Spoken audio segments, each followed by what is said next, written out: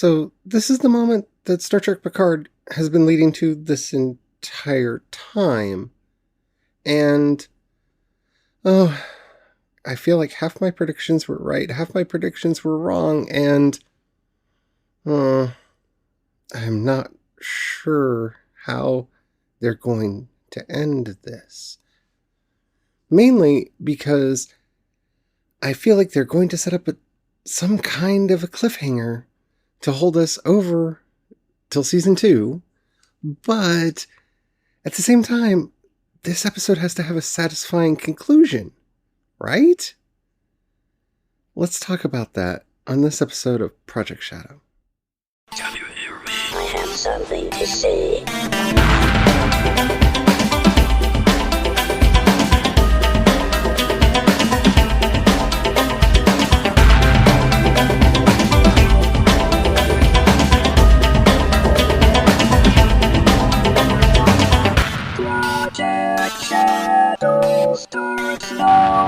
Hello everyone, how are you doing today? My name's Charlie. You might know me better as sci-fi fantasy writer C.E. Dorset, and I hope everyone's doing well in whatever state you're currently in. Yeah, it's crazy right now, right? But we're going to talk about Star Trek because I think we all need an escape, don't we? Yeah. This is normally where I ask you to rate the podcast and all that, and if you want to, please do. But right now, just take care of each other, keep yourself safe, and be thinking about fun things, or at least how crazy a TV show can go before it completely goes off the rails. Alrighty, on that note, so Star Trek Picard in Arcadia Ego Part 1. And yeah, I hate saying this every time, but there's not really a lot to say about this episode without going into spoilers. I mean, they arrive at the planet, stuff happens, they set up two things that, I don't know if they mean what I think they mean, but they probably mean what I think they mean, and then it's over. I mean, it does kind of have a cliffhanger, but it's a very non-traditional Star Trek two-parter. I mean, it doesn't have that moment of, now what? It just has things are about to go down. And that's alright. That's fine. I enjoyed it. I really like the characters.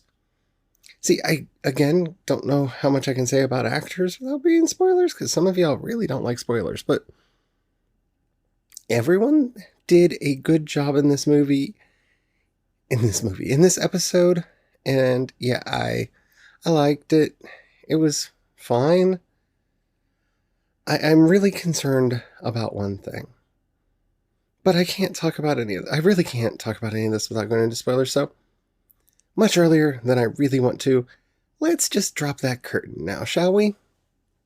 If you have yet to see Star Trek Picard in Arcadia Ego Part 1, and you don't want any spoilers, then now's the time to pause the podcast, go listen to it, and then come back.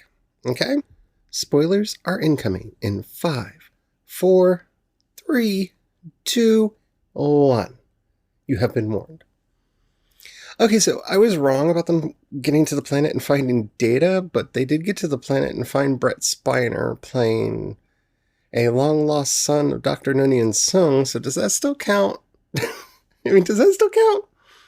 I'm counting it as being right, because I just had this really strong feeling that they were going to find him, and they were going to bring him back. Now, having said that, okay, there's so much to talk about in this episode, and I'm probably going to talk about it backwards and inside out, because there are things that I want to make sure that I get to.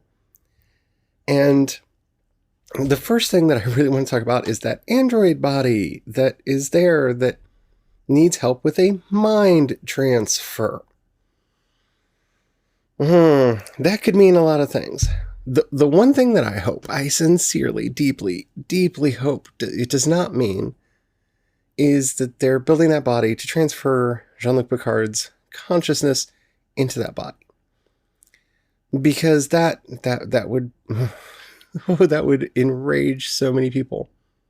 And I mean, they've been hinting at the fact that we're going to get more Picard in season 2, and by that I actually mean Patrick Stewart. So if they do set it up, I guess he wouldn't take it, or we'd have another Shinzon situation where there'd be 2 Picards or something. I don't know. I don't know exactly what they're going to do with that, but I don't like the prospect of them trying to copy Picard. The other thing that they be trying to do with that body that I've been thinking about ever since I saw it is they all have a little bit of Data's memory. And that this is going to be the way that they bring Data back. And that's going to be the big surprise next episode. Is they're going to take that little bit of Data's memory that's floating around all the new androids, and they're going to coalesce it, and we're going to be recasting a literally rebooted Data. They're going to reconstitute Data out of all of those memories. And we're supposed to be okay with it because Brent Spiner is playing the mad scientist, as he calls himself, mad scientist, that works together with horrible person and cause of the galaxy's destruction, the real destroyer, Agnes Girardi, to do that. And I guess I'd be okay with it. I mean, it probably won't look like Brent Spiner. I mean, they'll probably find an actor that kind of looks like him enough and sounds like him enough. And we're going to be okay with it, I guess, because we're going to see that passing of the torch that Star Trek likes to do. Either way, I'm not entirely happy with the idea of that happening. I also don't like the idea of this being a body for Dr. Sung to inhabit. That would be weird, but I can see that as a possible option as well. We'll see. We'll really have to see what happens with that, but it was such a brief moment in the episode and became an important pivotal moment later when they decide to lock up all the humans so that they don't stop them from calling the AI overlords that exist beyond time and space that will come and save us all. Because that's something that's existed in Star Trek before. But okay, I guess I'm going to be fine with it. Maybe their ship was one of the ones that found V'ger. I still think this is going to go back to V'ger in some way. But okay, they were taking care of some other group back then, I guess. Maybe. I don't know. We'll see. We'll see how that all works out. But that body really worries me what they're going to do with it, because most of the options that I can see with it, I'm not sure how I or the rest of fandom will react to it. And it's going to have to work in the story. And Star Trek's not been the best lately of making things work within the story.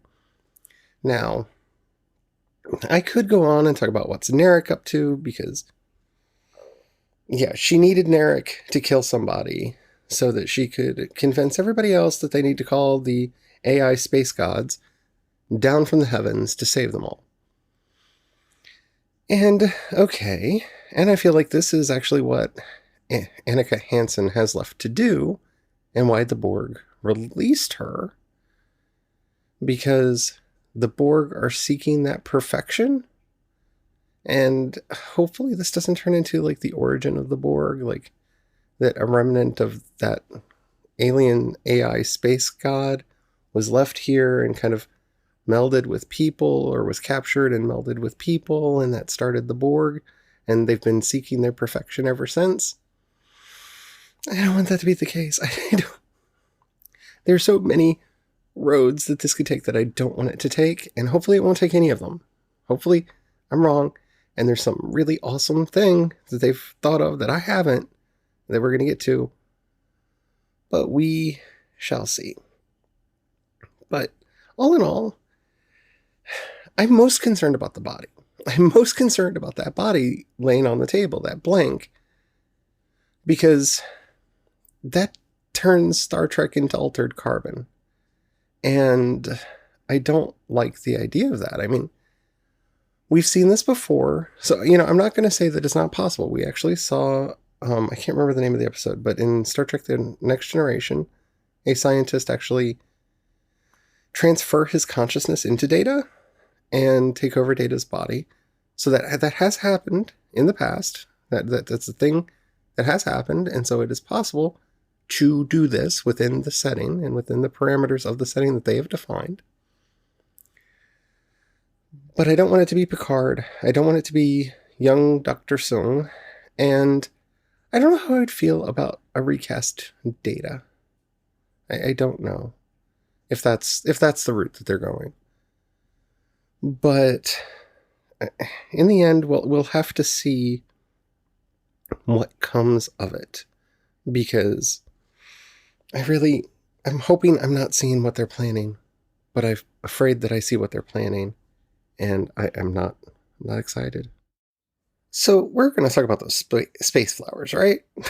We can't talk about this episode without talking about the space flowers. That's probably one of the most beautiful moments in Star Trek, and I'm including the movies in this. That was beautiful when the orchids came up and they captured the ships and they pulled the Borg cube down and all that.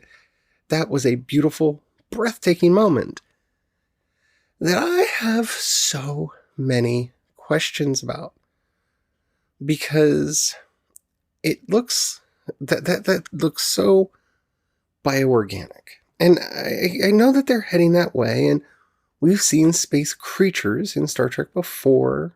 Tin Man's probably one of my favorite episodes of Star Trek ever, so I'm not opposed to there being living ships and stuff like that. But Brian had this wonderful line that he said he loved how they took out the threat with flower power. And I love that. I do like that. And I like the symbolism of that. I loved how it looked. It was beautiful. But it needs to mean something. And maybe it's to show how this society is being moved from a state of pacifism to war because of fear. So they basically built these orchids that would capture alien ships, power them down, and bring them down to the planet where they were no longer a threat. And that's kind of a pacifistic... It's a less hostile. I'm not going to say nonviolent because it's still violence. Because remember, the definition of violence that we use on this show is the forcible removal of another person's agency. And so it's still violence, but it is less harmful and less destructive. So props for that. And if it's only being used to show the fall of this society, like a high concept demonstration of a fall of this society from this kind of peaceful, more non-violent state to a more bellicose, we're going to join the AI gods in their program to destroy all organic life. I guess it sort of works, but if that's what they're doing it for, if that's why it's in there, I am concerned that Star Trek Picard is relying so heavily on these telegraphed experiences. You have to kind of read into what's going on. Like the whole backstory that they gave to Seven for this episode, for the series, kind of relies on you having seen all of Voyager. Because if you don't understand who Icheb is and her relationship to him and all that, and I'm not going to rehash all that, don't worry. But, that shorthand that they're expecting fans to bring with them. I think that can work for background things, like when you see Quark's bar, and stuff in the background, you're like, look, Mr. Mott's Hair Emporium, yay! Mr. Mott did himself good, little things like that, that's fine. It gets more problematic when they're just telegraphing backstory that they expect you to have done your homework on, like with Icheb. But if that's the message we're supposed to be getting from the orchids, that's putting so much weight on a symbol that I'm only half convinced is a symbol. And that's problematic. We don't get to, and they spent so much time getting us to this point that we don't have the time left to learn anything about these people before the Romulan invasion. So I get the time compression that they need us to understand their culture, where they were, where they are, and where they're going really quickly. I'm not convinced that that's the best way to have done it.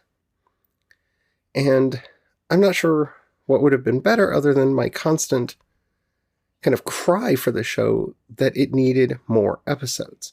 Because the limited number of episodes, I mean, we're only getting 10 episodes this season. That's not a lot of space to tell a story as grand and as epic as they're trying to tell us. Like, think about Raffi's story, right? We know that she knew about the Conclave of Eight? The Council of Eight? The Group of Eight. We know that she knew about that.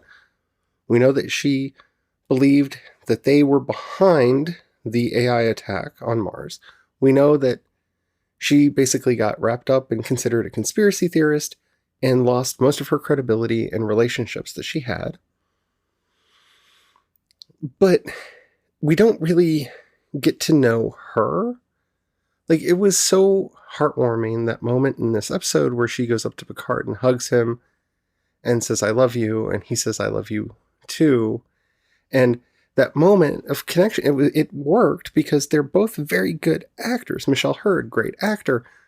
Patrick Stewart, great actor. And it worked because they are great actors. But we get one flashback of their life before everything went terrible. And it's the moment she gets fired. It's the moment right before she gets fired, right? It's the moment right after he got fired from, or quit, or however you want to see that. And we get just a little bit here and a little bit there, but none of it's enough to settle in, because when you think about the time frame that we're dealing with, it's been a couple days, maybe a couple weeks in time that this story has been taking place, right? When you actually look at the time cues, I'd say probably a month at most, all of the events in the story, right? And so we've seen Raffi go from, I'm smoking snake weed out in the middle of nowhere because nobody cares about me, to I'm joining the crew, I'm going to be helpful, and then I'm going to go talk to my son. My son doesn't want me to be part of his life because I did something that, you know, we can infer, you know, because of her obsession with the conspiracy theories and everything, that, you know, she neglected her family. But again, we don't have context for that. If that's just his story, if that's what really happened, you know, we just have to take it at face value, because that's a lot of the show. You just have to take it at face value. And then she's mad at Picard, and she's doing the drugs again, and then she's sober, and she's not mad at Picard. It's too much. It's too much of a roller coaster, because we just keep bopping back and forth and back and forth. And I could do that with every character. I mean, Girardi has this big problem too, that, oh, that's awesome. Oh, that's terrible. I'm going to kill you. Oh, I regret killing you. I guess everything's fine now. In such a short space of time that it feels very whiplashy to me, because I don't trust Girardi. And yeah, she was under the influence of a mind meld and all that. And okay, I get that, but none of y'all knew her before this. So you still don't have a reason to trust her. Like, at least with Raffi, he has a prior relationship with her. So he has a reason to go, okay, your actions are not really you. He can distance her and separate the person who just locks herself in a room drinking and smoking snake weed from the good-hearted, compassionate, strong woman that she is. Because he's seen both. He knows both are in there. He has no reason to trust Dr. Girardi. And neither do we. And neither does Sung. And neither does anybody, because everybody... So, I mean, we'll see how this works out in the end. I mean, I'm glad to see that more XBs survived the cube than I thought did. That was nice. That cube is going to become important, and my personal feeling is that whatever happens, they're going to build the transmitter thingy. It's going to destroy the Romulan fleet. The alien AI gods are going to descend, and 7 of 9 is going to assimilate them because that's Annika Hansen's goal, because they are perfection. And now the Borg will have access to that perfection, and we're doing the storyline from Star Trek Phase 2 about the One all over again. Yeah. Maybe we should talk about that on another episode a little bit later. Let me know if you want me to talk about that one. Because it's a storyline that they kind of changed a little bit and turned into the Borg, but yeah. So that's kind of my prediction. That's where I think that we're going. I don't know. All in all, I'm enjoying the show. The acting, they did the good thing of hiring actors that could pull off the parts even when the writing is weak. And it's pulling me along. I liked this episode. I don't think it set up a strong season finale. But the problem, in a lot of ways, is they knew they were getting a second season going into it, so they didn't feel the pressure to make sure that they got that. And I think what this is going to feel like is that Picard season 1 and season 2, that's like part 1 and part 2 of the same season. I think that's where we're going to get to in the end. Anyway, I hope you liked it. If you did, let me know. Down in the show notes, you'll find a link to the voice message system. I would really love to hear from you and know that you all are okay.